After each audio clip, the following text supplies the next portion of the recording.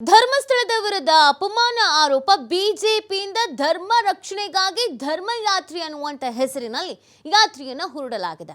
ಈ ಯಾತ್ರೆಗೂ ಮೊದಲು ಮಂಜುನಾಥ ಸ್ವಾಮಿಯ ದರ್ಶನವನ್ನ ಪಡ್ಕೊಂಡಿದ್ದಾರೆ. ಮಂಜುನಾಥನ ದರ್ಶನವನ್ನ ಪಡೆದಿದ್ದಾರೆ ಬಿಜೆಪಿಯ ಪ್ರಮುಖರು, ಈ ಯಾತ್ರೆಯಲ್ಲಿ ಭಾಗಿಯಾದವರು. ಇನ್ನೇನು ಕೆಲವೇ ಕ್ಷಣಗಳಲ್ಲಿ ಧರ್ಮಸ್ಥಳದಲ್ಲಿ ಸಮಾವೇಶವನ್ನು ಹಮ್ಮಿಕೊಳ್ಳಲಾಗಿದೆ. ರಾಜ್ಯಾಧ್ಯಕ್ಷ ಬಿಜೆಪಿಯ ರಾಜ್ಯಾಧ್ಯಕ್ಷ ವಿಜೇಂದ್ರ ಅವರ ನೇತೃತ್ವದಲ್ಲಿ ಈ ಸಮಾವೇಶವನ್ನು ಹಮ್ಮಿಕೊಂಡಿರುವಂತದ್ದು. ಸಮಾವೇಶದಲ್ಲಿ ಏನ್ ಮಾತಾಡ್ತಾರೆ? ದೇವಸ್ಥಾನದ ಹೊರ ಪ್ರವೇಶ ದ್ವಾರದಿಂದ ಪಾದಯಾತ್ರೆ ನಂತರ ದೇವಾಲಯದ ಆವರಣದವರೆಗೆ ಪಾದಯಾತ್ರೆಯನ್ನ ನಡೆಸಿ ಆ ನಂತರ ಈ ಸಮಾವೇಶದಲ್ಲಿ ಏನ್ ಮಾತಾಡ್ತಾರೆ ಅಂತ ಅಂದ್ರೆ, ಈಗಾಗ್ಲೇನೆ ಅವರದ್ದೇ ಟ್ಯಾಗ್ಲೈನ್ ಏನಿದೆ, ಧರ್ಮ ರಕ್ಷಣೆಗಾಗಿ ಧರ್ಮಯಾತ್ರೆ. ಧರ್ಮಸ್ಥಳದ ಹೆಸರನ್ನ ಅಪಪ್ರಚಾರ ಮಾಡಲಾಗ್ತಾ ಇದೆ. ಧರ್ಮಸ್ಥಳದ ಹೆಸರಿನಲ್ಲಿ ಷಡ್ಯಂತ್ರ ಅನ್ನೋದು ನಡೀತಾ ಇದೆ. ಹಿಂದೂ ಧರ್ಮಕ್ಕೆ ಸಂಬಂಧಪಟ್ಟಂತೆ ಕೆಲವೊಂದಷ್ಟು ದೇವಸ್ಥಾನಗಳನ್ನು ಟಾರ್ಗೆಟ್ ಮಾಡಿಕೊಂಡಿದ್ದಾರೆ.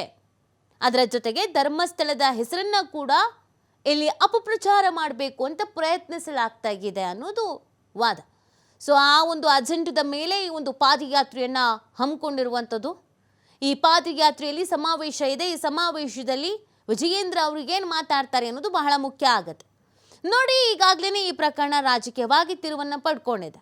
ಬಿಜೆಪಿ JDS ಪಾದಯಾತ್ರೆಯನ್ನು ಹಮ್ಮಿಕೊಂಡಿದೆ. ಈವನ್ ಕಾಂಗ್ರೆಸ್ನವರು ಕೂಡ ಪಾದಯಾತ್ರೆಯನ್ನು ಮಾಡಿದ್ರು. ಇಲ್ಲಿ ಅನುಮಾನ ಅನ್ನೋದು ಬರಬಾರ್ದು, ಅಥವಾ ಕಾಂಗ್ರೆಸ್ಸು ಅಂತ ಅಂದರೆ ಧರ್ಮದ ವಿರೋಧಿ ಅಂತ ಅನ್ನಿಸ್ಬಾರ್ದು ಅನ್ನುವಂಥ ಕಾರಣಕ್ಕಾಗಿ ಕಾಂಗ್ರೆಸ್ನವರು ಕೂಡ ಪಾದಯಾತ್ರೆಯನ್ನು ಮಾಡಿದ್ರು.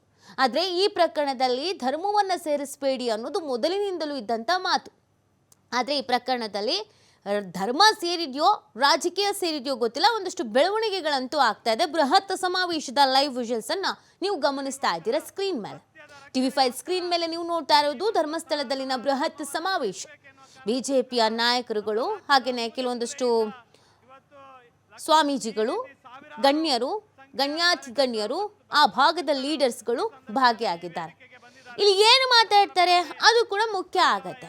ನೋಡಿ, ಬಹಳ ಸೆನ್ಸಿಟಿವ್ ಆದಂಥ ಪ್ಲೇಸ್ ಅದು. ಧರ್ಮಸ್ಥಳ ಅಂತಲ್ಲ, ನಾವು ಯಾವುದೇ ದೇವಸ್ಥಾನ ಅಂತ ಹೋದ್ರೂ ಕೂಡ ಸೆನ್ಸಿಟಿವ್ ಪ್ಲೇಸಸ್ ಇರುತ್ತೆ. ಇಲ್ಲಿ ರಾಜಕೀಯವಾಗಿ ಮಾತನಾಡೋದಾಗಿರ್ಬೋದು, ಅಥವಾ ಪುಷ್ಪಬೀಜವನ್ನು ಬಿತ್ತುವಂಥ ಮಾತುಗಳನ್ನು ಆಗಿರ್ಬೋದು, ಇದನ್ನ ಯಾವುದನ್ನು ಮಾಡಬಾರ್ದು ಅನ್ನೋದು. ಬಟ್ ಇಲ್ಲಿ SIT ತನಿಖೆ ಬಗ್ಗೆ ಮಾತಾಡ್ತಾರೋ, ಸರ್ಕಾರದ ವಿರುದ್ಧ ಮಾತಾಡ್ತಾರೋ, ಷಡ್ಯಂತ್ರ ಹೇಗೆ ನಡೆದಿದೆ ಅನ್ನೋದ್ರ ಬಗ್ಗೆ ಮಾತಾಡ್ತಾರೋ, ಯಾವ ವಿಚಾರವನ್ನು ಪ್ರಸ್ತಾಪಿಸ್ತಾರೆ ಅನ್ನೋದು ಕೂಡ ಚರ್ಚೆ ಆಗತ್ತೆ. ನೀವು ದೃಶ್ಯದಲ್ಲಿ ನೋಡ್ತಾ ಇರ್ಬೋದು, ಲೀಡರ್ಸ್ಗಳೆಲ್ಲ ಈ ಒಂದು ಸಮಾವೇಶದಲ್ಲಿ ಭಾಗಿಯಾಗಿರುವಂಥದ್ದು. ಈಗ ಆಲ್ರೆಡಿ ಸ್ಟೇಜ್ ಮೇಲೆ ಕೂತಿದ್ದಾರೆ. ಇನ್ನೇನು ಕೆಲವೇ ಕ್ಷಣಗಳಲ್ಲಿ ಕಾರ್ಯಕ್ರಮ ಪ್ರಾರಂಭ ಆಗತ್ತೆ. ಒಂದು ಪಾದಯಾತ್ರೆ ಮುಖಾಂತರವಾಗಿ ಧರ್ಮಸ್ಥಳವನ್ನು ರೀಚ್ ಆಗಿದ್ದಾರೆ. ಧರ್ಮದ ಪರವಾಗಿ ನಾವು ಯಾವಾಗಲೂ ಇರ್ತೀವಿ. ಧರ್ಮದ ಪರವಾಗಿ ಧ್ವನಿ ಎತ್ತುವಂಥದ್ದು ನಮ್ಮ ಕೆಲಸ. ಈ ಷಡ್ಯಂತ್ರವೆಲ್ಲ ಬಟಾಬಯಲಾಗಬೇಕು. ಯಾರೇ ತಪ್ಪು ಮಾಡಿದ್ರು ತಪ್ಪಿತಸ್ಥರಿಗೆ ಶಿಕ್ಷೆ ಆಗಬೇಕು. ಧರ್ಮಸ್ಥಳದ ಹೆಸರನ್ನ ಇಲ್ಲಿ ದುರ್ಬಳಕೆ ಮಾಡ್ಕೊಳ್ಳೋದಕ್ಕೆ ನಾವು ಬಿಡೋದಿಲ್ಲ ಅನ್ನುವಂಥ ನಿಟ್ಟಿನಲ್ಲಿ ಬಿಜೆಪಿಗರು ಈ ಒಂದು ಪ್ಲಾನ್ ಅನ್ನು ಮಾಡ್ಕೊಂಡಿರೋದು. ವಿಜೇಂದ್ರ ಅವರು ಮೊನ್ನೆ ನಮ್ಮ ದೇವಸ್ಥಾನಕ್ಕೆ ಬಂದು ದರ್ಶನ ಪಡೆಯುವುದರ ಮುಖಾಂತರ ಇವತ್ತು ಮತ್ತೆ ಈ ದೇವಸ್ಥಾನದ ರಕ್ಷಣೆಗೋಸ್ಕರ ಇಡೀ ರಾಜ್ಯದಿಂದ ಸಾಕಷ್ಟು ಕಾರ್ಯಕರ್ತರ ಮುಖಾಂತರ ನಮ್ಮ ಮಂಜುನಾಥನ ಭಕ್ತರನ್ನು ಇಲ್ಲಿ ಭರಿಸುವ ಮುಖಾಂತರ ಇವತ್ತು ಈ ರೀತಿಯ ಒಂದು ಅಭೂತಪೂರ್ವವಾದ ಕಾರ್ಯಕ್ರಮದಲ್ಲಿ ನಾವೆಲ್ಲ ಸಂಪನ್ನರಾಗಿದ್ದೇವೆ. ಈ ಸಂದರ್ಭದಲ್ಲಿ ಸನ್ಮಾನ್ಯ